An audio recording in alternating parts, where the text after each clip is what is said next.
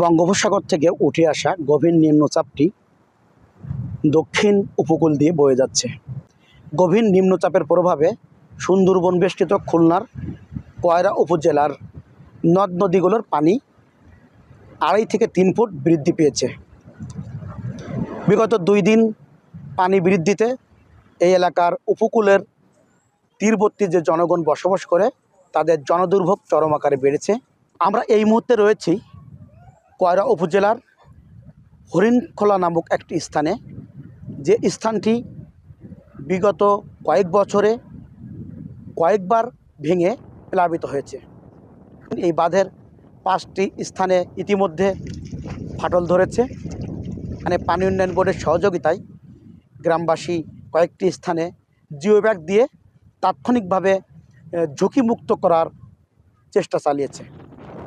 আবহাওয়া অধিদপ্তর সূত্রে আমরা জেনেছি এই নিম্নচাপের প্রভাবে আরও 4 থেকে 5 দিন বৃষ্টিপাত হতে পারে। এভাবে যদি বৃষ্টিপাত হয়ে নদীর পানি আরও বৃদ্ধি পেতে থাকে তাহলে নদীর পানি বিপদ সীমার পর্যায়ে পৌঁছে যে কোনো মুহূর্তে এই এলাকা প্লাবিত হওয়ার শঙ্কা রয়েছে।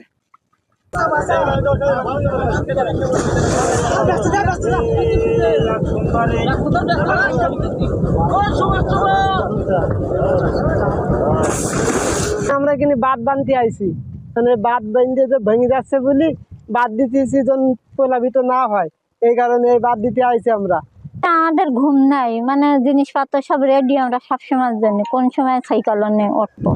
উত্তরি বাতাস ছাড়লে গন বেশি হয়, বাড়ে, আর দক্ষিণী পশ্চিমী বাতাস হলে মানে ভেঙে যায়।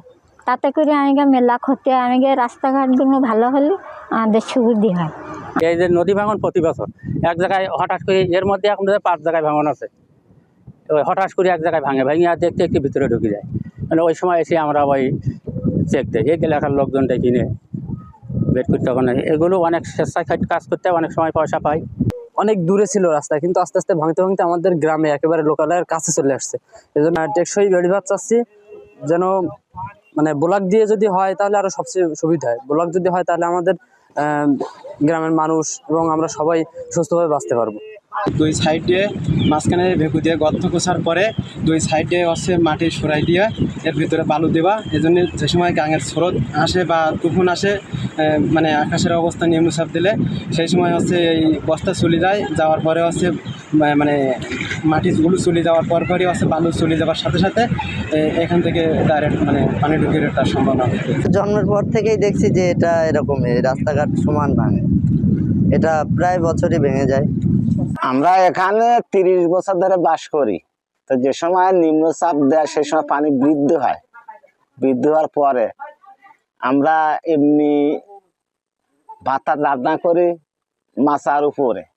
আমাকে জায়গা জমি নাই, কিছু নাই, জায়গা জমি নেই বলে আমরা রাস্তার খানে বাস করি।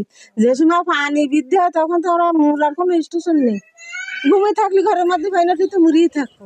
জায়গা জমি নেই, এই যাতে এই অবদা গেছে না, অবদা আমার গা তো সব গেছে, আমার ঘর কিছু নেই।